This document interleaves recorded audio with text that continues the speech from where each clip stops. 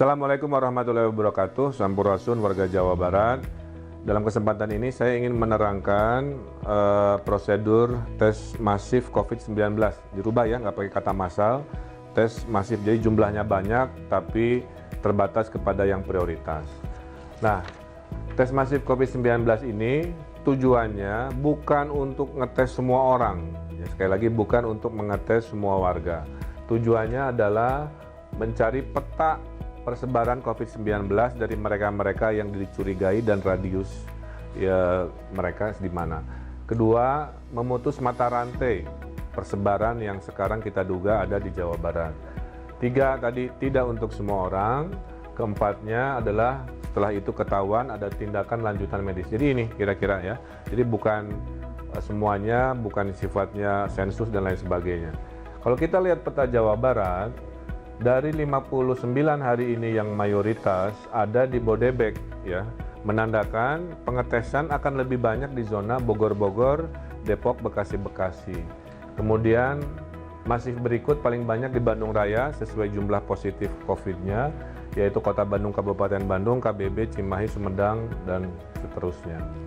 Nah, yang kita lakukan ini mengikuti model Korea Selatan yang dianggap paling baik. Ini dipilih Pak Presiden. Tidak ada yang namanya lockdown, ya, tapi dimasifkan tesnya. Itu Korea Selatan. Bedanya orang Korea, si opa-opanya, ahjusinya, disiplin, kira-kira begitu. Ini harus jadi tantangan kita di Jawa Barat. Nah, kalau di Korea Selatan, kita lakukan juga sama, yaitu multi opsi, ya. Opsi pertama door to door ada, kita juga. Opsi kedua dites di rumah sakit masifnya ada. Opsi ketiga drive thru. Nah, ini yang mungkin akan diterangkan lebih lanjut. Kalau kita berkaca pada Korea Selatan, yang dites itu hanya 300.000 dari 51 juta penduduk. Jadi tes masif Korea Selatan yang terbaik menurut WHO mengetesnya hanya 300.000 dari 51 juta. Totalnya hanya 0,6%. Kesimpulannya, tidak untuk semua warga, ya, tapi untuk menyampling, uji petik, mencari peta persebaran. Siapakah yang boleh ikut?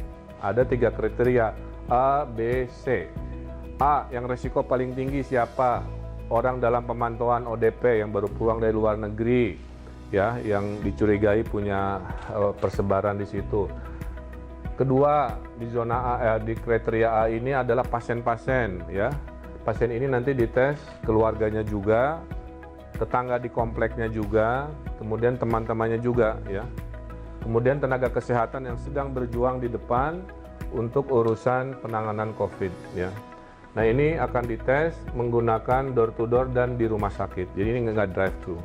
Kemudian B, nah, kategori B jika Anda adalah tenaga kesehatan umum di puskesmas, di klinik, jika Anda profesinya interaksi sosialnya sangat tinggi massal, ya.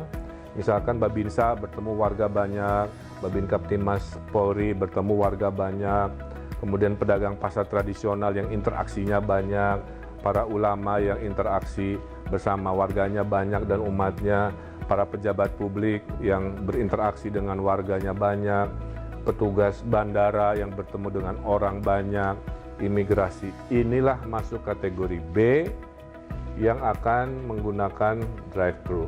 Terakhir, jika Anda warga Jawa Barat yang ada gejala-gejala, nggak enak badan, sakit-sakit, dan butuh keyakinan, maka Anda masuk kategori C yang bisa dites.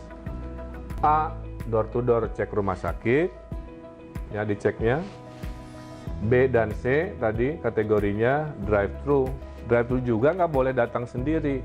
Daftarnya online via apps Picobar. Setelah daftar online, ada proses verifikasi, wawancara, keluarlah surat jadwal kapan datang.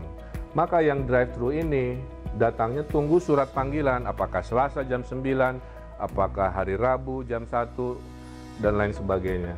Datangnya satu-satu, ada jaraknya, ya, sehingga tidak ada kerumunan penumpukan antrian 5-10 menit dan kita putuskan langsung pulang. Jadi datang, dites sekian detik, kemudian langsung pulang. Nanti hasilnya dikirim online. Jadi kesimpulannya, jika Anda sehat, tidak masuk kategori bergejala, tidak masuk kategori profesi-profesi yang resiko tinggi, tidak masuk golongan yang sangat rentan terhadap situasi hari ini, tidak usah ikutan tes masif. Di rumah saja, tolong mereka-mereka dengan di rumah saja dan jaga jarak, social distancing, itulah yang bisa Anda lakukan. Saya kira insya Allah penjelasan ini jelas, jangan panik, tenang, insya Allah pemerintah tanggap, responsif, dukung kami dengan Anda jaga jarak dan tinggal di rumah. Hatur nuhun, mudah-mudahan menjelaskan. Wassalamualaikum warahmatullahi wabarakatuh.